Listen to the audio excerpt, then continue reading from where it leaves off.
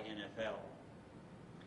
And this is an interview with Ernie Poletti, the former coach of Tracy and Ripon High Schools, who, I'm correct on Ernie, that you retired exactly 20 years ago? That's right. And so today, Ernie, I'm hoping that we can find out a little bit about the history of your speech experiences in California and what you have seen or what you saw as changes during the period of time that you coached. So let's go way back. Where were you born, Ernie? I was born in Stockton, California. See, now I didn't know that either. That's interesting. And did you go to grade school and high school in Stockton? I did. There was only one high school in Stockton at the time. There was a parochial school. There was one public school, and it had 3,000 students. And it was bulging at the seams. They couldn't hold them all. And they were talking about building a new high school at that particular time. Did you compete in speech at that time, or was there competition? We had no speech competition at Stockton High School, but we had a big dramatics program, and I was involved in that a good deal. I had to play the Count of Monte Cristo, for example, in Italian for the Italian department. Oh, marvelous. Now, from high school, where did you go to college? I went to the College of the Pacific, it was called at that time. And any competition there? Yes, definitely. Had a marvelous program of competition, one of the best in the country. We went on an Eastern tour in our senior years, in which we went as far back as Illinois and met colleges all the way across and all the way back in a circle. It was wonderful training. Now, did you go into teaching immediately after COP? No, I went to get my general secondary at the University of California. And then you started teaching in what year? Of 1937. Where? At Ripon High School. Now, how large was Ripon High School at that time? 300 students. And did you start a speech program immediately? It had a speech program with 6 students in it. And the coach got his students from the Scholarship Society. They were the top students in the school. And so I started with 6, but I didn't like the idea of limiting it that way. And I ended up with 1/2 the student body on my speech team. I had 150 students on my speech team. And did they have lots of success in competition? Yes, they did. And what was the league called at that time? Yeah, I don't actually remember what it was called at that time. Well, I know that when I came here in 1959, it was the Yosemite Forensic League, but I don't know if it had a different name earlier than that. It didn't. I don't think it had a name as such. I think what we did mostly was go to held by the colleges. And it wasn't league tournaments. When do you remember at all when leagues came into California? When there was a first state tournament? Well, we're holding the this year, the state tournament at Delta College in Stockton, and they're labeling it as the 40th state tournament. So I guess that would be about 1958 then that the first state tournament occurred. Well, no, because in 1956, Ripon High School won the sweepstakes, the grand sweepstakes, at the state tournament. Ooh, wow, okay. And where was it held? It was held down in Santa Barbara. Okay. And what events in particular did your students do well in on the state level and in invitationals? Well, we defeated Los Angeles High School with 3,000 students. We had 300 in our student body. We defeated them in the finals of debate. And then we won first place in girls impromptu and some other places down the line where we got some points. And then how long was it that you taught at Ripon High? 25 years. And then you moved to Tracy High School. and taught for? 17 years. Wow. And what about your students at Tracy? Did they do? They did very well also. We had numerous winners individually. We did not win a grand sweepstakes, but we had numerous individual winners. Mainly in impromptu, both girls and boys led quite. And Also in debate, we did pretty well. You realize there are no boys and girls events anymore? I realized at that time. Because there's still, when you retired, that we still had boys and girls extemp and impromptu and so forth, but we don't anymore. I see. That's good. I'm glad. How large was your team at Tracy? I had about the same number at Tracy. I taught speech only, and so I had less in each class, but I had about the same number of people. But I had 1,800 students to draw from instead of 300. And I know that I should bring this in here because there was one thing that was always interesting about your coaching, Ernie, was that, at least from my viewpoint, you were always known as a tremendous coach, but at the same time you had lots of recreation of your own, including hunting. And it was just, this last week that I found an old article about your doing that. I still am, yes. And wasn't there a sport that you were involved in too? Tennis or something like that? No, that was not competitive. But you enjoyed it? I played tennis a lot, but I didn't compete in tournaments. Okay. To the state organization, and you belong to the National Forensic League. And I was talking to you a little bit before that we had, I was always told that you had a team that qualified for nationals, and then you had another team that had the possibility of winning state, and you didn't get your entries into nationals on time. And therefore, you were angry at NFL, and you dropped NFL because of the way they treated you. Now, is that story true? Well, the part of everything is true in it except the very last statement, that that's why we dropped NFL. All the rest of it is true. We did not drop it instantly after that occurred. It didn't sit well with us, and we didn't like it, but we weren't angry to the extent that we would drop out. We dropped out a couple of years later because we qualified some people and smooched the businessmen of the area for the money. And I didn't like doing that at all. And I complained to the principal, and he was having a hard time raising money at that time. It wasn't available in the district. And as a consequence, we thought that we better confine ourselves to the limitations of California. After all, we felt it has a marvelous people in it, and we wouldn't learn much more by going into a national competition.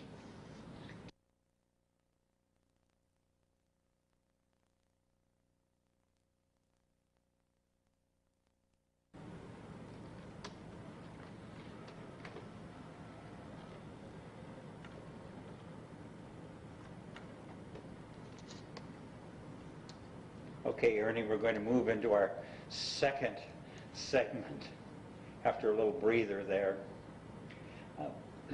When you coach over a period of time like you did, I would assume that there may have been some changes in competition that you saw or experienced.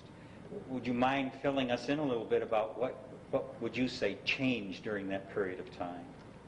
Well, one of the things that changed was debate.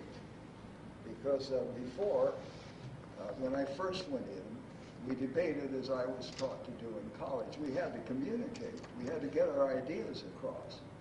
And that was that way for a long time, and we did well at it, and we loved it. And then all of a sudden, they started at Hanford, California, where we first ran into it, this computerized debating, I called it. We all had flow sheets. The judges had flow sheets. And they would put down all the arguments, list them as they went along, and then the opposition would only have to say a word or two about each item there, and the judge would be checking them off, and the opposition would be checking off what they thought they had answered, and the amount of evidence and the communication Didn't matter. And they talked as fast as they could go to make sure that they covered every single item on these flow sheets. Oxford University came through the United States along about that time. We met them at the Civic Auditorium in Stockton. We competed against them. And they said they weren't going to come back anymore as long as we did that type of debating. They said they used to look forward to coming to the United States. And they said they didn't look forward to it anymore because of this computerized stuff that was beginning to appear on the horizon. Now, was this in college? I mean, where you saw this change, or did you also see it in high school? No, I saw it in high school. Oh. I didn't state that exactly accurately. This Oxford, I debated them when I was in college, but Oxford withdrew in later years when this computerized debating appeared in our high schools and colleges. It started in our colleges. Right. I should have made that clear. Well, the reason why I'm really interested in that is because there are many complaints today about that speed debating, and a lot of people think that just happened recently, but it happened a good many years ago that it started. Well, I guess so, because I retired in 1978, and it started, I would say, about 6 or 7 years before I retired. And then what other changes did you see? They were beginning to try to put memorized events in place of the extemporaneous and impromptu events and the debate events as they used to be done anyway. And as a consequence, I felt that it was wrong to destroy a program that was fundamentally speaking and thinking on your feet and replacing it entirely with memorized material. I was in dramatics myself quite a bit in high school because we didn't have competitive speech there. And as a consequence, I used to worry about forgetting lines. I didn't forget them, but it always bothered me. It tensed me up, and I wanted to get to where I could speak extemporaneously. And when I went to college, Dwayne Orton, my coach, said the first day in class, he said, anybody who delivers a memorized speech in here is going to get flunked. He said, I want you speaking extemporaneously and impromptu. And he said, if you get canned doing it extemporaneously a couple of times, even if you use different words every time, you begin to get so that you're not thinking about what you're saying. He said, do some impromptu. And he said, you won't be looking at the crowd either and getting stage fright because you won't have time. If you're doing some of it impromptu, you have to think so hard about what you're saying. You don't have time to think about what that fellow out there that's yawning is doing. I really appreciate your making those remarks, Ernie, because when I was coaching, while you were coaching, your students had such huge success in debate and impromptu and extemporaneous speaking, and I see now where that came from, and where I obviously have a very strong belief in that. Now, let's change the subject a little bit here and talk a little bit about the coaches that were dominant or coaches that you knew and thought were important in California. I listed some of these because I wanted to be sure. I figured that that's something that one would want to know. Marion Milgram of Stagg was up.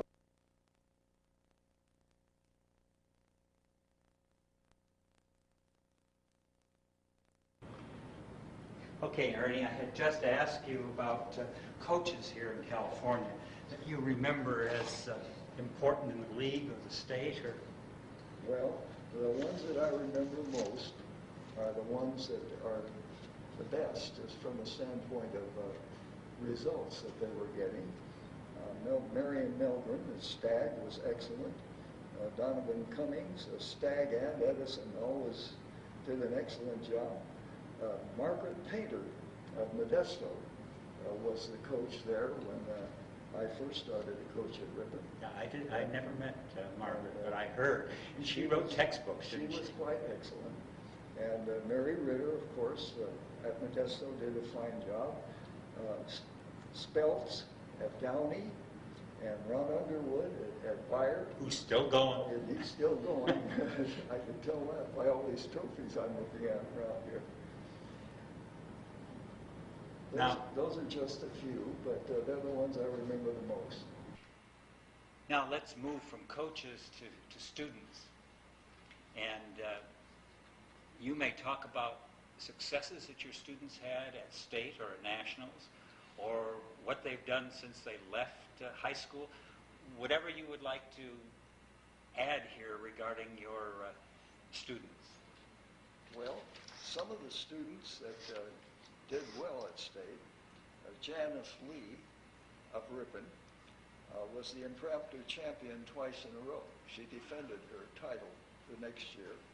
And Claudia Nicolason was an impromptu champion, also from Ripon. Bill Keebeth and Gloria Bianchi were the debate champions. They were from Ripon also, and they defeated Los Angeles High School in the finals. And LA had 3,000 students, and we had 300. And that's something that we will never forget. Then at Tracy, I had another impromptu champion named Julie Moriarty, who was one of my finest speakers. And we won the state sweepstakes in 1956. And the boy that was on the debate team, Bill Keebeth, a couple of years ago, contacted me from Eugene, Oregon, where he owns a big advertising agency since his retirement from the military. And he wanted to come by and see me. And he did. And he brought me a plaque. I brought it along here because it's something that I will never forget. Wouldn't you like to read it for us? It's a nice message, Ernie. Well, it says, to Coach Ernest Poletti, in appreciation for the interest you showed in me as a debater at Ripon Union High School, you took a Dutch immigrant boy and through your daily coaching made him into a champion. You were more than a coach. Through your daily spending of extra time, you were a role model and mentor. You were a father figure and spiritual father. Any success I had the rest of my life was based upon the speech training and values you taught me.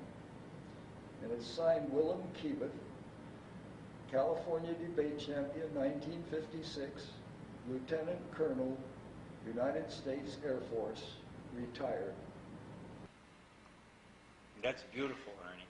Well, Isn't that what... I hesitated to bring it because it's about me, but Ernie... I want to tell you something. Nothing ever moved me as much as that plaque. I just couldn't keep from crying. That's terrific. But isn't that what it's all about, though? I mean, when I look back on teaching, and certainly the money was not the thing that kept us coaching. It's young people like this. Yes, it is. And when young people, after they grow up, come back and talk to the coach or send something, as this young man did, that is a very, very, very special prize. Do you remember any unusual things that happened with your team? Any experiences or stories or whatever that you would like to share with us? Well, I had a national champion, but it was not in the National Forensic League. It was a national champion of the American Legion contest, oratorical contest. Which they still hold. And his name was Ben Davidian. I recognize that name.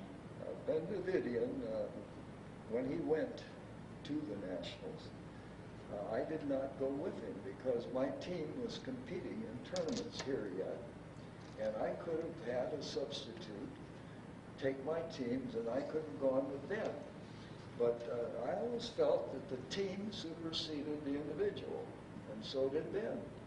And so he went with the president of the Tracy American Legion. And when he was about to speak, why, each one of the speakers introduced his coach. And Ben's coach wasn't there. And so Ben stood up. He was an extempore and an impromptu champ. And he stood up there and he said, look, he said, my coach isn't here by his design and my design, because he feels that he ought to be with the team. He puts the team first. And he also feels that when he gets through with us, he keeps telling us, we're not supposed to come back and ask him how we do this. He's preparing us to handle any situation on our own, and so that's what I'm trying to do. Amen. Nice. That's what he said. You asked about these people, have they done anything after college and high school? Did any of them reach any kind of great success? Well, some of them did. Bass Van Eldren, for example, at Ripon, became a professor at Calvin College in Michigan, and they sent him over to the Holy Land on an archaeological mission. And he became the leading archaeology person in that entire area. And he still is. And he comes by every once in a while and tells me about it. Herb Bredanus, also from Ripon, became the water commissioner of the state of California. And Ben Davidian became the head of the Fair Political Practices Commission of California. Now, he was appointed by Governor Duke Machen. From what you said about his experience with American Legion, I can understand that he came into a position because he obviously could communicate himself well. By the way, the award for winning that was to put him through college and through law school. And he came from a family that was not wealthy, and they really needed it. So it was a wonderful thing for him. Later, he was appointed by President Bush to head the Immigration Border Patrol on the Mexican border and to try to keep illegal entries from coming into California. And then after that, he was appointed by Bush to go over to Armenia, because Armenia was having a dispute with Russia, and Armenia wanted to become free. And he had to negotiate with Yeltsin. And after he came back, he came over to my house and he says, that was the hardest negotiation I ever had in my life. He said he was never sober. For 1 minute, he was slurring his words. He says, I don't see how he can hold a job like that for the amount of liquor that he was consuming. Don't you sort of still get that impression of Yeltsin when you see the news? I do. I see the news. This was first-hand information. Now, did you hold any offices in the league or in California while you were coaching? Yes, I was president of our league twice. It went in rotation. And I was also president of the northern half of the state at a time when the northern president met with the southern president to set up a tournament. Now, do you remember when that was? I mean, approximately? Was that the middle 50s or? I would say yes. It was definitely. I remember because we won the state sweepstakes that year. It was 1956. No, it was 56. Was that the first time there was a state tournament? No. No. No, they had been holding state tournaments before that. Because I haven't been able to find anyone that can tell me exactly when the first statewide tournament was held. I don't think that was the first. I'm pretty sure it wasn't, but it seems to me there were a couple before that. But anyway, the important point was that I had to meet with the president of the South to determine how this tournament was going to be run. And do you remember who that was? I don't remember his name, but he came from one of the southern high schools, and the tournament was in Santa Barbara, and he had a wonderful convention city, and he had all these clubs that they had there to draw his judges from. He just went, all he had to do was go to each one of these clubs. And instead of that, he was using all of the southern coaches as judges.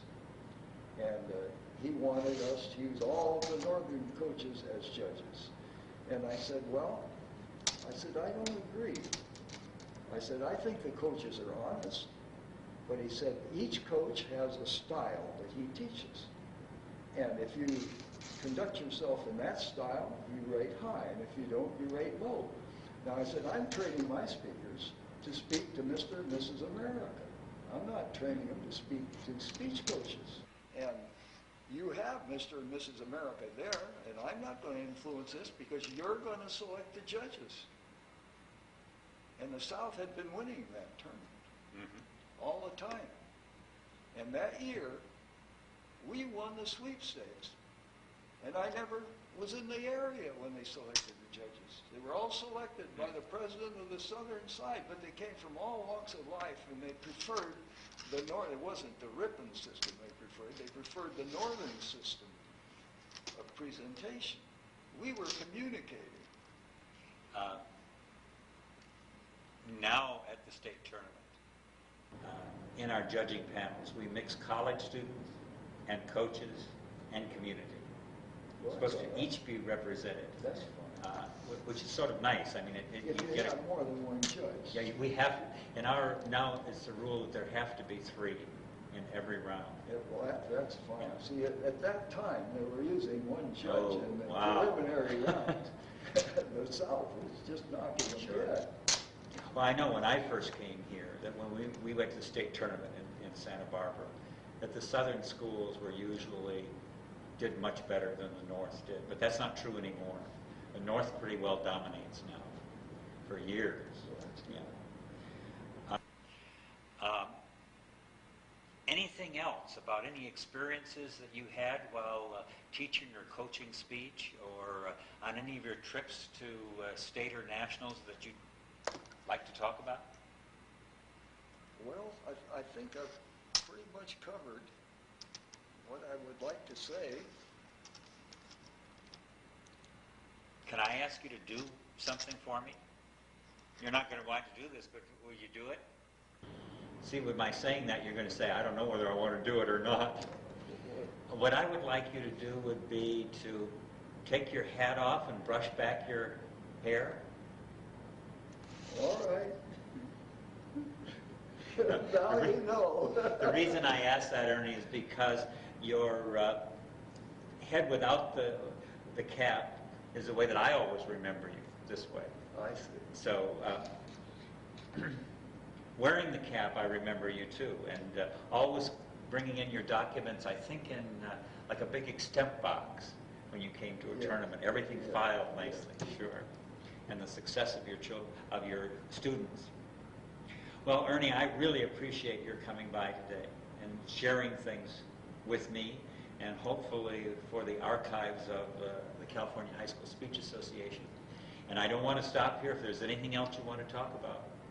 Well, it was a wonderful thing to be able to do this, and I appreciate your asking me. I have qualms of trepidation about doing it because, you know how it is. I'm not used to being videotaped. But at the same time, one of the things that, if not the most important thing in my speech career, was when I made the Hall of Fame. And that's in the Speech Association, and I feel it's not what I did for speech, it's what speech did for me. I feel that that was one of the most wonderful moments in my life, was when I made the Hall of Fame. Wow. And especially when Don Cummings had a lot to do with it. That evening, wasn't it over in San Jose area? Yes. That was really a nice evening, and you're most deserving of it. I really am pleased, Ernie, with your coming, and hopefully we can get this tape put together and get a copy to you and get it permanently and stored at one of the universities. Well, thank you, Don. Okay.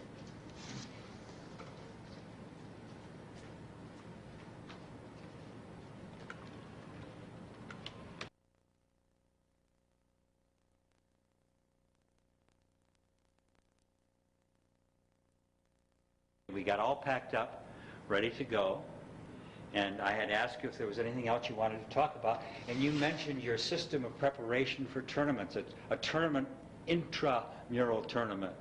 Would you talk about that? Yes. We were unable to go to a tournament each week like some schools do, where they have several rounds on one day. But we had a round a day, all the time. My speakers spoke every day for 147 days of the school year, every day. And we went from debate to extent to impromptu to interpretation to group discussion 5 days of the week. And everybody had to do everything. I did not allow specialization because I wanted my people able to meet any situation that might confront them. And so that's the way we worked it. Now, before every regular tournament, we had an intramural tournament over a week or two prior to the regular tournament, doing a round a day at 7 o'clock in the morning, 1 hour before school. And the kids were delighted to do it. And then we had ladders that we posted. And as a coach, I could distribute my speakers any way I wanted to. So many in impromptu, so many in extent, and so forth. But I could not supersede the ladder. That was understood in the beginning. If I selected number 1 on the ladder, got the first call in his event, number 2 the second call, and so on. I could not supersede the ladder because I might think that number 3 was better than number 1. I wanted this on a scientific basis, and the kids just ate that up. And one day, a Cal group from the University of California came down to evaluate our system at Tracy High School. And they came to my department, and they saw me in operation there. And I had a room with little cubicles going all around it. And the top of the door was glass, so I could see in each door. And I had an intercom, and I was watching to make sure nobody was goofing off. They had to do their particular speaking event, and I had 4 in each room. And he said, I see you've got a list up here. He said, it goes from 1 down to 140 that you have on the team at this particular time. He said, how does that guy that's number 40 feel about having his name posted up there as last? I said, well, he's right in that room now speaking. I said, why don't you go in and ask him? So he went in there and he listened to the fellow, and he came out. He says, gee, he said, for number 140, he's pretty good. I said, yeah, that's the object, is to get the majority of them articulate, because this is a democracy and the people rule, but if they can't communicate, they can't rule. And so we are out to get everybody capable. And I said, what did he say when you asked him how he felt? He says, you know what he said? He said, I might be number 140 today, but tomorrow I'm going to be 149, and a couple of days later I'll be 148, and someday I'm going to get in the top 10. That's what he said. Thank you. I really appreciate your explaining that, Ernie.